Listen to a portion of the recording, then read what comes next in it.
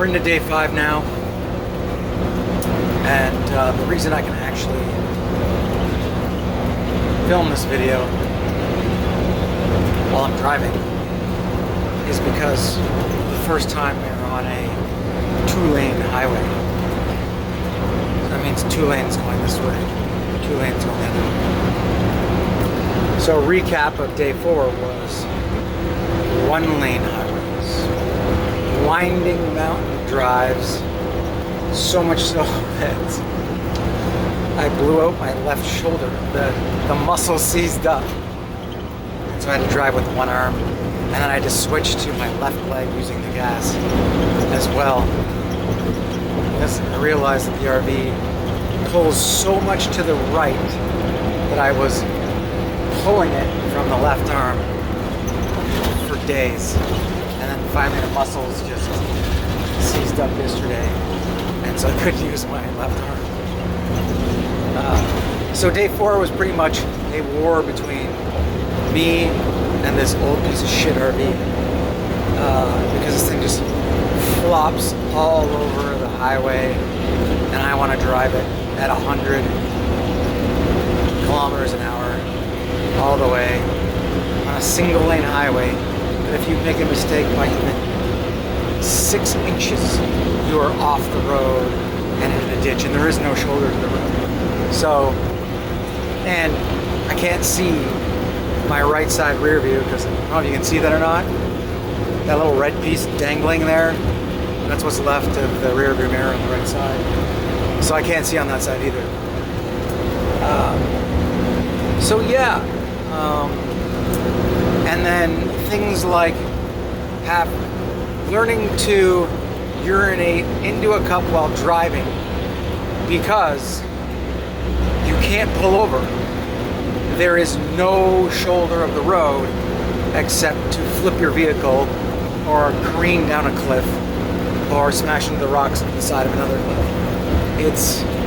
There is no side of the road, so you can't even pull over to stop to take a piss. So that was a little bit of a learning curve, but managed to do it, no problem. A few times, in fact. And then we pulled over by a beach, and that was day 4, the battle of the old shitty RV and the old shitty human.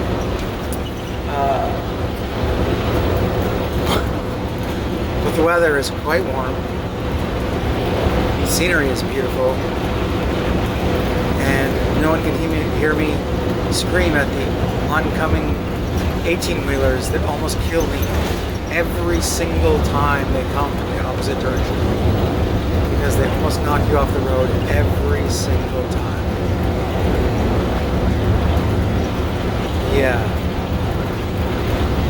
Again, driving a ancient 42-foot RV to Baja, not a good idea. That's if you want to drive it at high speeds. If you want to drive it at very low speeds, then you'd still probably shit your pants. This is our current locale.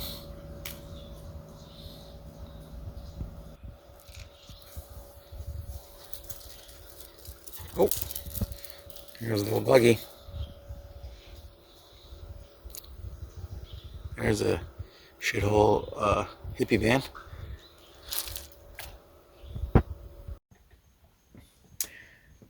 Day 5, and we made it to Todos Santos. We got here midday, and for an RV, I think we literally made record time. We got to San Diego from Vancouver in 2 days, and then 2.5 days down the Baja to get here. I think that's pretty impressive. Yeah, the update from today was relatively smooth sailing once we got into La Paz. And if you've never heard of La Paz, you should look it up, because it's a beautiful little city on the inside of the Baja Peninsula that has some spectacular views, amazing views. Unfortunately, I couldn't capture a lot of them because I was white knuckling it, trying to keep the RV from driving off the road and over a cliff and killing me. But they're pretty impressive to take a quick glance at before almost dying. Yeah, and I'm not joking either, because I literally couldn't even reach over to grab a drink of water without potentially going off a cliff or falling off the road with no shoulders. Like 2 foot, 4 foot, 6 feet immediately flipped.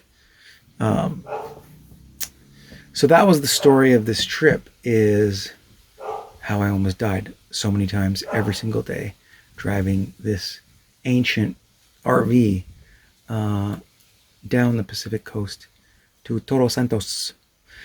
But it's beautiful down here. The town is really cool and very eclectic, and the weather is gorgeous. Nice little breeze coming off the ocean. Yeah. And that is it for this drive.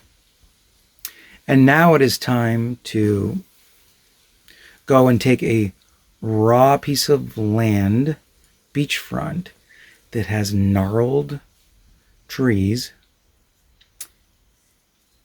that's just completely covered the property. A neighbor, it turns out, that probably hates us. And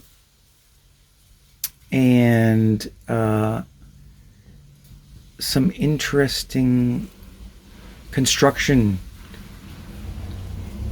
issues, like the lack of wood, and the lack of skilled construction labor. So that is the next part of this story, is trying to build out a glamping site, potentially like a retreat center to host weddings, venues, stuff like that as well, on a piece of raw, rugged beachfront desert property in the middle of nowhere. Till then.